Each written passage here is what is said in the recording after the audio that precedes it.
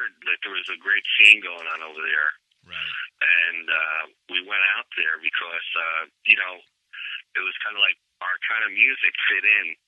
And they had all ages clubs over there, where over here everything was 21 and over. Okay. So a lot of kids were into us.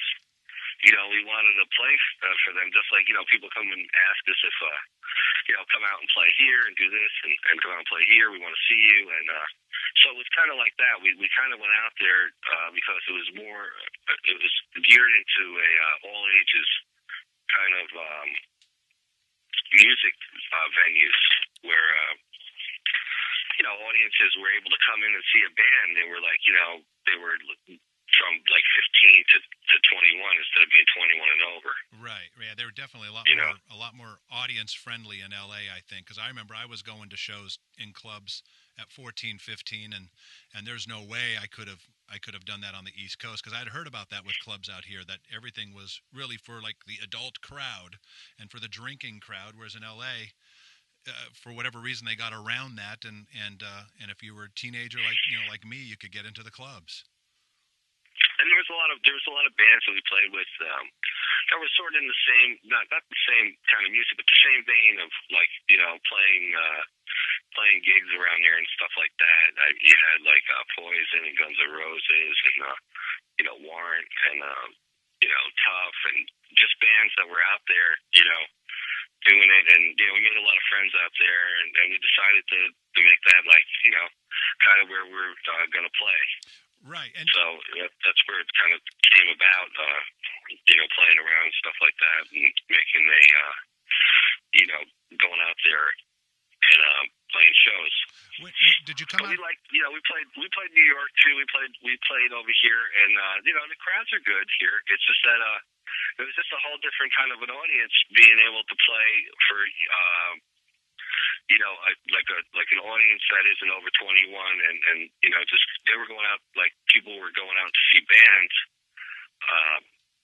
out there. It was more like London. We were used to that, where we played the Marquee and stuff like that. It was like an all ages gig. So it was like everybody came and saw you. Wow. When you played the Marquee, were you guys headlining or were you supporting? We did a support show. You know who we played with there? Dogs D'Amour. Remember them? Oh, of course. Yeah. Yeah, we played there with them. And then we did a show. We did some shows at like the Hippodrome over there, which was 21 and over. But we played with there's a few bands we played with over there, and we made a lot of good friends there. It was a lot of fun. Okay. And when you got to LA, I guess you got to LA 86, probably you moved out here? It was 87. How did you, the scene at that point, the strip, everything was just cook. I mean, obviously Motley Crue had already come and gone out of the clubs, but like you said, you had bands on the rise, Guns N' Roses and Poison and Warrant. A lot of these bands were just starting to really get going nationally at that point. How did you find the scene coming out there in 87? Was it sort of intimidating or welcoming, or how did it feel to just pick up and find yourself in Hollywood as a band? Oh, it was a lot of fun. We had a lot of good friends there, and it was like a lot of fun. And we kind of one thing led to another. We were playing a bunch of shows, and we would play with like Faster Pussycat and Tough and Guns N' Roses and Poison. And it was just a pretty good. It was just a good scene. It was a lot of music happening over there, and a lot of new stuff coming out of Los Angeles. Right. Right. And we were like one of the first bands that had our hair purple. I don't remember any bands with purple hair before you guys. What's that? I don't remember any bands with purple hair besides you guys. I don't remember that. It wasn't really. We were the first band like to have a full band with colored hair. So right. But there was other bands. There was other bands with different colored hair and stuff like that. But we were kind of all the same color here. Right. There were other bands that had a concept like Stryper with yellow and black, that kind of thing. Yeah, right. Yeah. Where did the purple hair come from? How did you develop that concept? well, kind of evolved. It was kind of like we were like experimenting with all different colors and stuff like that, and we landed on the purple thing because it was kind of like the best fit kind of thing for us, you know. Okay. So it kind of worked out pretty good. I think so too. You know, I think Mr. Insane. What happened was we accidentally put some. We accidentally threw some Welch's grape juice out, and it looked great. You know. And stuck with it. That was it. Perfect. The perfect look. Yeah. Oh, cool. Yeah. So I said, "Whoa, what's up?" You know, and it was like his hair was covered in Welch's grape juice, and we said, "You know, this is great. Not grape, but great." The purple-haired Zeros were born. Yeah. Right. Yeah. But we had blonde hair before that. Okay. We did some experimentations with. We had pink hair. We had, you know, all different color, you know, hair. Hair was just like it was just a fun thing to do. You know, hair was just another prop back in the 80s. Right. Yeah. It was a lot of fun, like, you know, having your hair a different color and you know, back then it was a lot more, you know, outrageous than it is now. Sure. Oh, sure. Yeah. And anything that got people talking about the band or that made you stand out because as you remember, there's just so many bands playing back then, night after night at the Whiskey, the Troubadour, the Roxy, just tons of bands and tons of people going to see the bands, and anything that got you to stand out and brought attention to your band, that was a good thing. Yeah.